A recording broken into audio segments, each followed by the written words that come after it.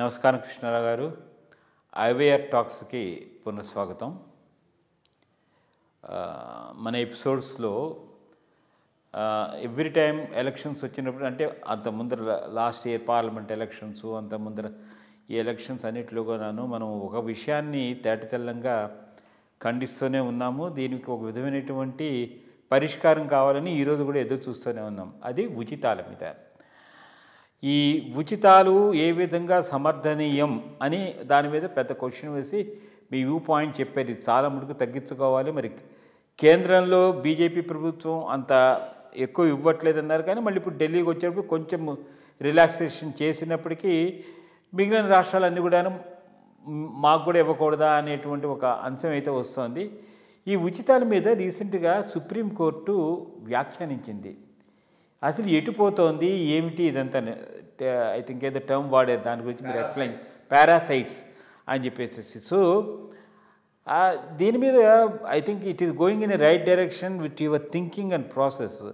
So దీని మీద మీరు ఒకసారి సుప్రీంకోర్టు కామెంట్స్, మరి ప్రభుత్వం ఏ విధంగా నడుచుకోవాలి, దీని మీద ఏమైనా మార్గదర్శకాలు వస్తాయా అనే దాని మీద ఓ చిన్న వివరణ. ఈ ఇష్యూ మనం ఇంతకు ముందు 2-3 సార్లు డిస్కస్ చేసాము. అప్పుడు కూడా అనుకున్నాం దీన్ని ఎక్కడైనా కానీ ఎడతెరిగి రాజకీయ నాయకులు చెయ్యరు. బికాస్ వాళ్లకు కాంపిటేటివ్ పాపులిజం అనేది ఒక ఇంపార్టెంట్ ఇష్యూగా వచ్చేసింది. ఇప్పుడు పోటీ సంక్షేమం అందాం, పోటీ ఫ్రీబీస్ అందాం. వాడికంటే నేను ఎక్కువ, నేనంటే వాడు ఎక్కువ అని నిచ్చుకుంటూ పోతూ ఉన్నారు. దీంతో ఏ లెవెల్కి వెళ్ళిపోతున్నదంటే బడ్జెట్ సపోర్ట్ చేయలేని ఉచితాల లెవెల్కి వెళ్ళిపోతున్నది.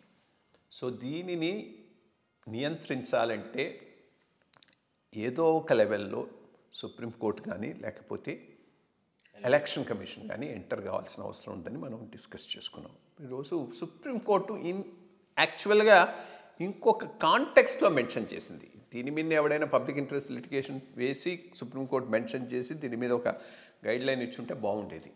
ఏదో అర్బన్ హౌసింగ్ ఇష్యూ మీద వచ్చిన పిటిషన్ను డిస్కస్ చేస్తున్నప్పుడు పాసింగ్ రెఫరెన్స్, దీనివల్ల ఈ ఉచితాల వలన పారాసైట్స్ అవుతున్నారు జనాలు. ఎవడు పనికి రావట్లేదు.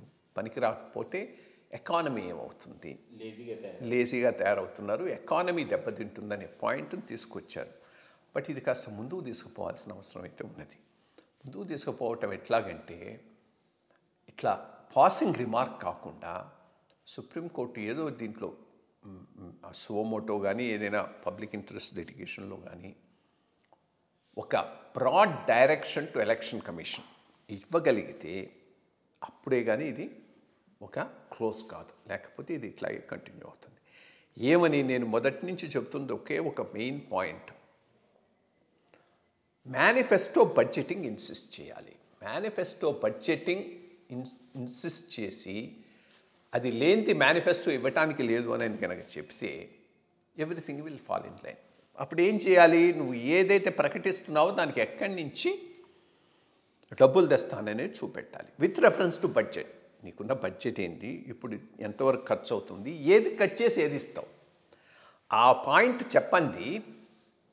ఊరికి ఆ మేనిఫెస్టోల్లో చెప్పేసుకుంటూ పోతే మేనిఫెస్టోలో చెప్పటం, ఆ పైన దాన్ని అమలు చేయటానికి తలాములకలైపోవటం, చేయలేకపోవటం, కొన్ని ఇవ్వటం, కొన్ని ఇవ్వకపోవటం, మొత్తం బడ్జెట్ను అస్తవ్యస్తం చేసేయటం, మిగిలినవన్నీ ఎగ్గొట్టేసి క్యాపిటల్ ఎక్స్పెండిచర్కి ఏమి డబ్బులు లేకుండా చేయటం, ఫ్యూచర్ జనరేషన్ ముందు తరాల వాళ్ళ ప్రయోజనాలను ఈరోజు తాకట్టు పెట్టి అడ్మినిస్ట్రేషన్ నడిపే విధానం ఎవరికి మంచిది కాదు. అది మహారాష్ట్ర కానీ, ఢిల్లీ కానీ, ఆంధ్ర కానీ, తెలంగాణ కానీ.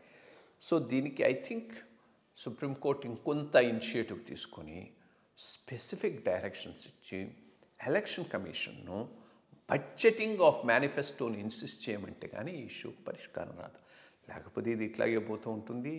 ఆర్థిక వ్యవస్థలో అస్తవ్యస్తం అయిపోతూ ఉంటాయి.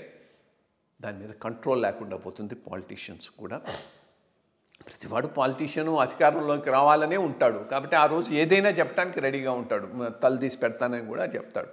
మరి ఆ పైన సో దాన్ని మళ్ళీ ఇవ్వలేక సతమతం కావటం, బడ్జెట్స్ను పూర్తిగా ఇచ్చేయటం, విపరీతమైన లోన్లు తీసుకొని పనిచేసి రాష్ట్రాన్ని అప్పుల పాలు చేయటం.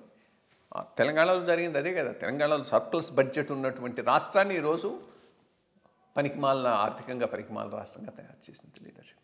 సో దీని మీద ఇంకొంత ఇది జరగాలి. మేబీ అది ఎలక్షన్ కమిషన్ ఇనిషియేటివ్తో వాళ్ళ లెవెల్లోనైనా జరిగినా మంచిదే, లేక సుప్రీంకోర్టు డైరెక్షన్తో జరిగితే ఇంకా మంచిది నా దృష్టిలో. ఈ ఫిర్బీస్ వలన అరాచకం పెరగకుండా ఉంటే దేశ ఆర్థిక వ్యవస్థకు